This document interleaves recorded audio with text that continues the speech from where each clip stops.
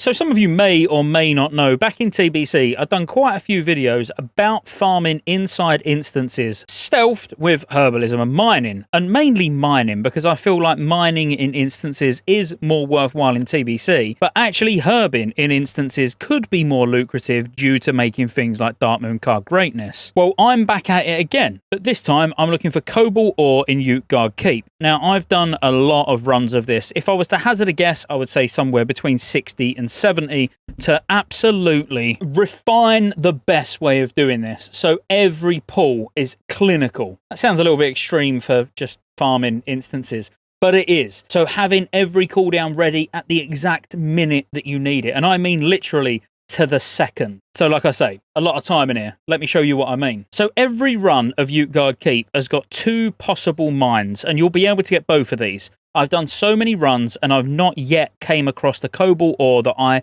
physically cannot get as a level 70 rogue in mediocre gear. And by mediocre gear, I mean I've got some bits from Karazhan, couple of badge items. I've got nothing at all from a 25-man raid. So you could almost say this would be the equivalent to a level 70 rogue that's done some quests in the first zone of Northrend, and maybe you're like 70 and a half. Obviously, I'm freshly dinged, as you can see from the XP bar at the bottom. I've got no XP whatsoever, other than the few mobs that I've actually killed inside these runs. Now, I can get 2 Cobalt Ores every 5 minutes, which doesn't sound like a lot, but when you compare it to being out in the open world, if you flew around and got 1 mine every 2.5 minutes, that's actually really, really good. And this isn't luck-based. This is 100% guaranteed 2 Cobalt mines every single run. Now, there's multiple places that they spawn inside these caverns. So you've got 2 caverns. You've got this one, which is like sort of plagued with undead, and then you've got another one a little bit further through. Like you can see, this one's got an elite. It's very easy just to sap it, nuke all of these normal mobs down just by using Blade Flurry, Adrenaline Rush, all cooldowns. They don't take any killing whatsoever as long as you've got all your cooldowns ready, which if you do it exactly the same way as I do, you're looking at around about 5 minutes and 2 seconds, like literally to the second a run, and every time you need your cooldowns, you've got them ready. So as you can see, I can now get this, and if you look at the sap, there's 20 seconds on sap, and I've got 16 seconds on Vanish. Now, the reason that Vanish is even on cooldown at the moment, you'll be like, well, how do you even get past the beginning mobs? You know, where you've got all the mobs at the start with the firewalls, surely you need to kill them. No, you don't. So what you actually do is get as close to the firewall as possible and pull 1 mob and then sprint. So then as you're running away, you've got 3 mobs chasing you, because you don't actually need to kill the mobs to be able to get past the firewall. You just need to actually get them in combat. Again, I will now get the other ones in combat, run past the firewall. I try and wait for sprint to run out, make sure I've got enough space, and then vanish. So this is the first vanish point. So now you know your vanish is on cooldown. What I should probably show you is the actual spec that I'm using as well, because it is a very specific spec, I would say, for actually soloing Utgard Keep just to get these 2 mines. So I use a very hybrid spec. Now, this was actually the first spec that I came up with. I'm sure there are other alternatives. I go down as far as preparation, because when preparation's active, you reset the cooldown on your evasion, sprint, vanish, cold blood, and shadow step. So all we're bothered about here actually is vanish. We use it for no other reason. And there's no time that you would actually need to use this. So if I'm completely honest, it's a talent you could do without. I use it in case of emergency. So if I mess one of these runs up, it's nice to not have to die and to have that sort of second chance. That's all I use it for, is just if I personally do something wrong. But then I go down to getting things like elusiveness to reduce the cooldown of vanish, which again is very important to do this exactly how I do it. Obviously having mastery deception to reduce the chance enemies detect you, and having the movement speed whilst you're in stealth is also a benefit, but not an absolute requirement. Then I go down in a typical sort of combat build to actually be able to kill things. So I pick up reducing the cooldown of sprint and evasion just because that is useful. But quite honestly, outside of this, it's a very sort of defensive combat build. And it's purely just because at some point you'll need to kill a few non-elite mobs. Nothing too difficult at all. You never ever need to fight an elite if you do it right. Did you hear that motorbike? So if I go back to the run, I skip this room completely, as you can imagine, because there's no point killing any of these drakes. The 2 rooms that we want to get to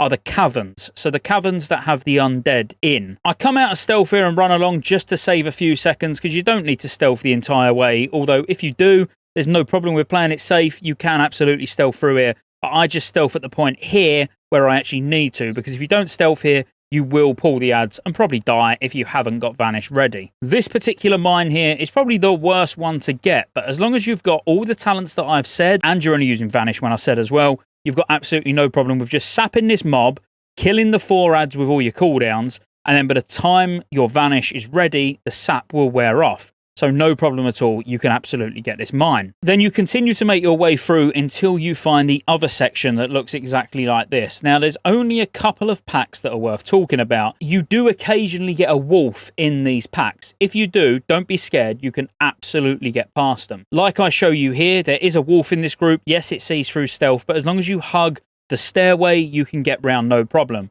This is the one that's important. So there's 2 ways to approach this patrol.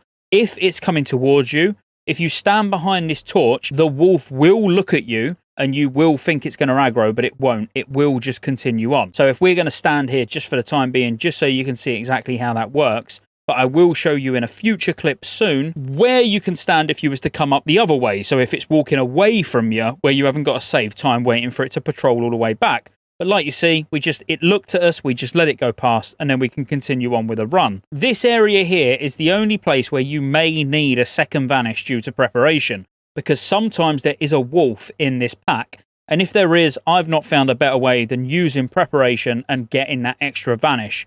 But the odds of getting 2 runs in a row where both of them have got a wolf in that pack is extremely unlikely. But this is now the second cavern where we're going to get our second Cobalt mine. Like you can see, there's only 3 mobs. We're just going to pop all cooldowns and we're just going to nuke them down with barely any issues other than the fact I needed to use a potion. Get these nuked down and then we've got our second Cobalt Ore. It's at this point where once you've mined it, you will just log out, hopefully with a second person that can reset for you, so you start at the beginning again and you'll start your next run.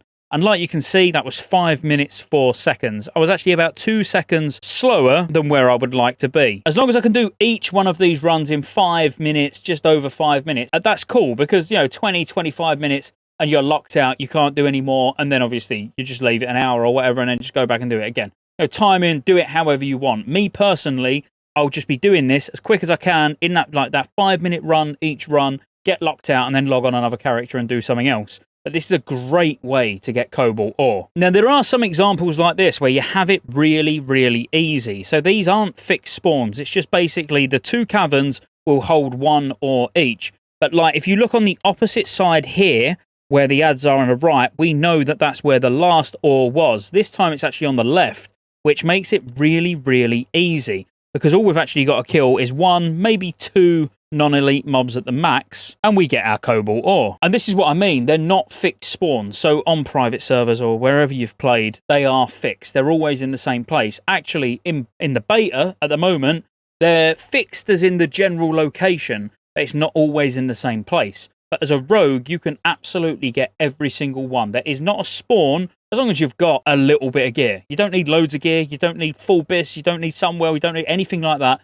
You literally could do this in greens, as long as you time your cooldowns right. Because again, as long as you vanish after the point where you get past the firewalls and you've got the talents that I'm using, by the time you need to vanish again, if you need to sap a mob, you've got it back. The only downside is with the wolves that see through stealth, you might occasionally need preparation. But when we go back to this location where I said stand behind the pillar so the patrolling dog stops and looks at you, and then, it gets bored, basically, and then it walks off again. Like you can see here, it definitely doesn't aggro. It looks like it's going to aggro, but just don't move. It will walk past. Now, what do you do if it's going the other way? So if it's going the other way, you can follow it up the stairs and know that you're going to be safe. As long as you always let it be sort of 30, 35 yards in front of you, you can then hug this left sort of alcove area, and then you can sit here and basically just watch it walk away. And again, as long as you're level 70, you got to look at the screen. I'm not 71, 72. There's no increased sort of threat range here because I'm higher level than I should be. I am level 70,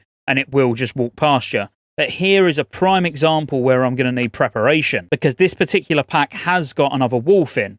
So there's not really a great deal that I can do. I know I'm going to aggro it. So all I try and do is just aggro it and get away as quick as possible. It's too close, you will always get it. So get away, I've preparationed, I've come out of stealth, and I've vanished. And now everything's good again. And then kill the mob, get your Cobalt Ore. Now, as long as that doesn't happen, that exact scenario happens again for 8 minutes, you're all right.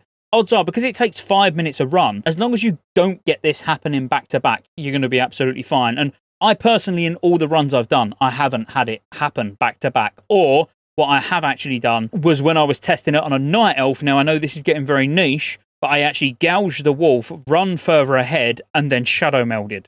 So you've got 2 vanishes, essentially. But you want to get the range between you and the wolf so it doesn't instantly see you the second that, that you've shadow melded.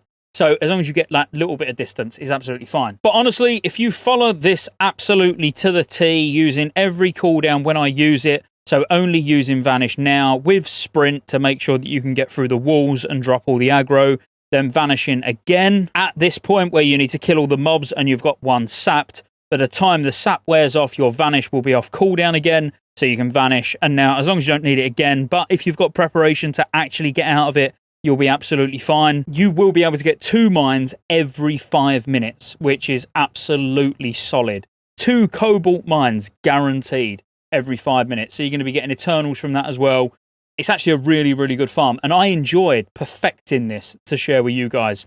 So let me know what you think in the comments. I am going to be doing lots more stealth farms. This is just the first of many, so like and subscribe. Oh, and one thing I should mention, as I've mentioned it so many times about Rested XP, the actual 70 to 71 prep guide is launching tomorrow. That's what I've been told anyway. Don't hate me if it's a day or 2 late, but should be out tomorrow. So if you've pre-ordered already, tomorrow you'll have access. You can start getting all these quests. But it's not too late to pre-order, and obviously even if you don't pre-order, you can buy it tomorrow and you'll get it anyway. Link in the description. Roll the outro. There's lots of ways you can support the channel to keep me here putting out World of Warcraft content and covering all future MMOs. Consider joining the channel as a member. You get access to emotes, everyone will know you're a member when you comment on future videos because you get a nice icon next to your name, and you get access to members-only videos, which I'll be putting a lot of on the channel throughout the year. Additionally, there's a Patreon link in the description as well. Thank you for watching all the way to the end, and I'll see you on the next one.